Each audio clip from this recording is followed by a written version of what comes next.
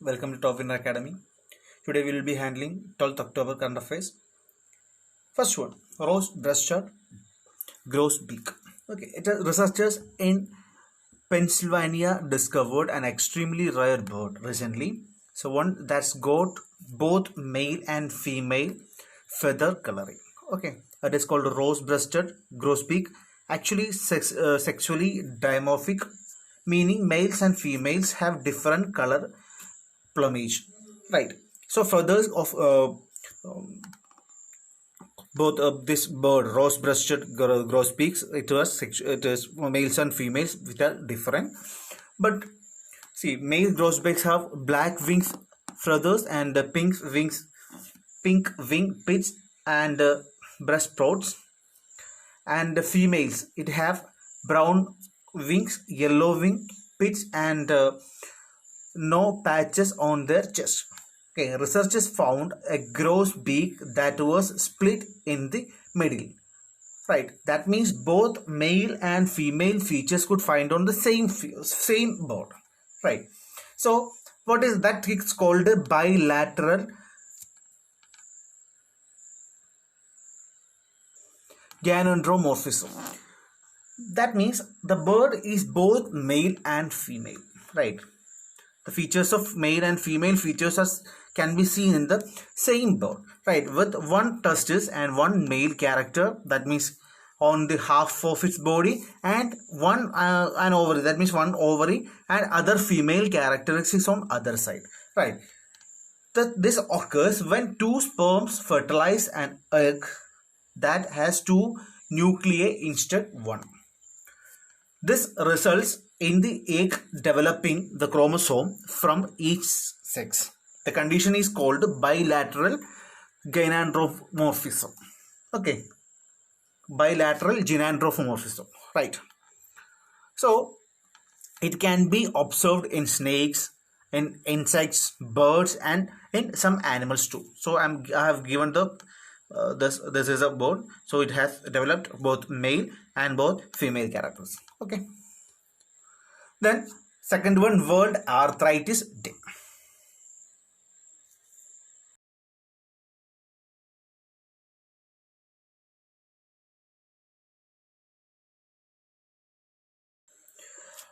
It observed in October 12.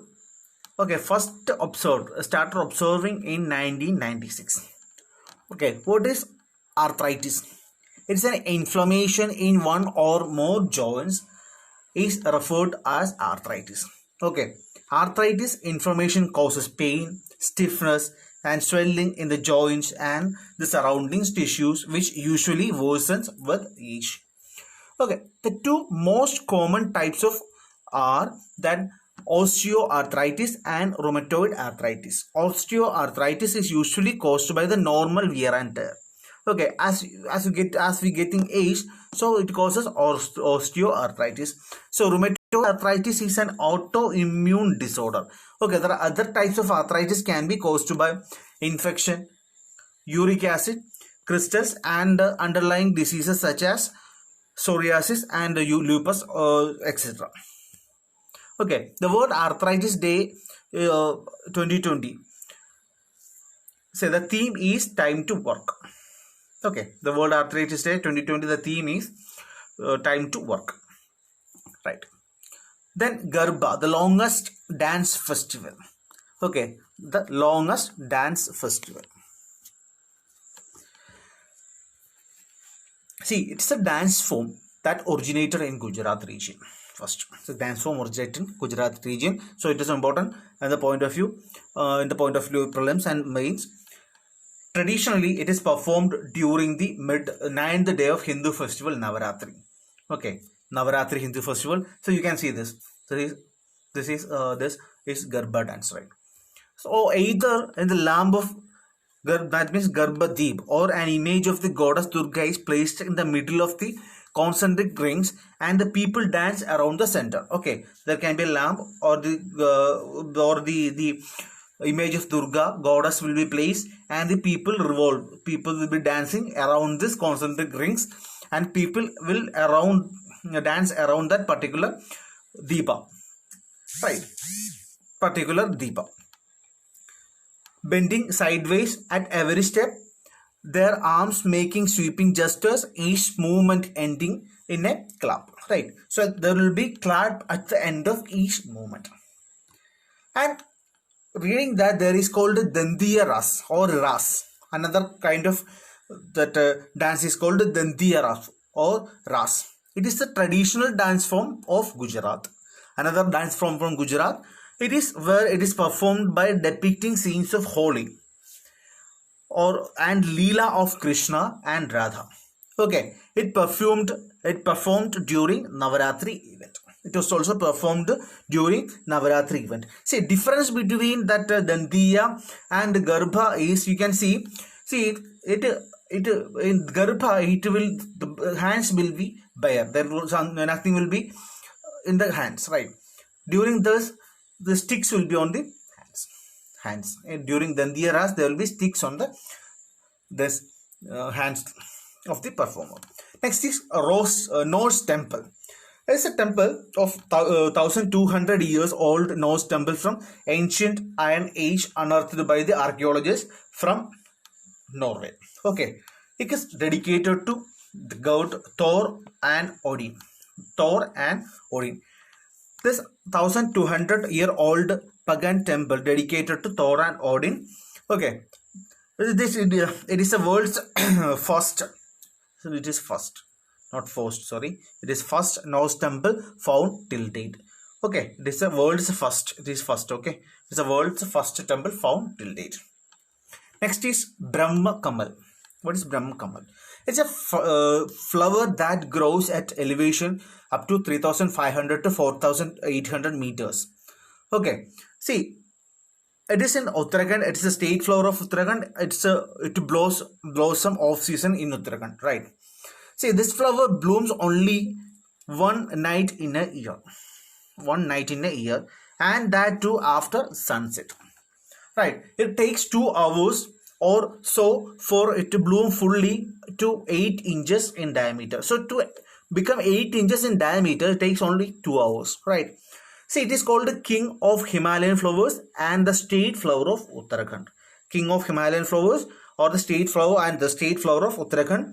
The flowers, the rhizomes and the leaves are used for treatment of bone ache, intestinal ailments, cough, cold and urinary tract problems. It has medicinal values. See, then the flower is named after Brahma, who is said to have created the world according to Hindu mythology. Next is rose onion. Okay, rose onion. See, rose onion is a variety have bulbs with flat base and rare and are spherical in nature. This Bangalore rose onion, locally called Gulabi Airoli, is a variety of onion grown in and around Bangalore in Karnataka. Okay, and it cannot be cultivated. It is not cultivated in any other place in India, right? And it also got geographical indication tag in 2015. Right, why? See, it is a scarlet red color and it contains anthocyanin, phenols and have high pungency. They are also known to contain higher levels of protein, phosphorus, iron and carotene. Okay, see, ideal pH, condition or soil will be having a pH of 6.5 to 7, atmospheric humidity will be 70 to 75%, and average temperature should be 25 degrees Celsius to 30 degrees Celsius. This is the ideal condition in Bangalore area to cultivate this rose onion. See, why in news? India lifted the ban on Bangalore rose onions. Okay, that's why it came in news. Okay, then Jagannath Vidya Kanuga. Okay, Jagannath Vidya Kanuga. The school kits is the school kits that will be provided to the government school students across the state of Andhra Pradesh. Okay, students from classes 1 to 10 of the government schools will get these kits. Okay. Next is India's first hydrogen fuel cells, HFC electric hybrid car. Okay, it is developed technology was collaborative effort between scientists from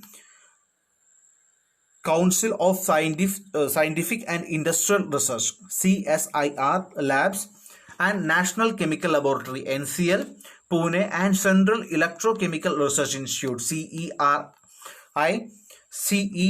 CECRI and Karaikudi along with KPIT Pune.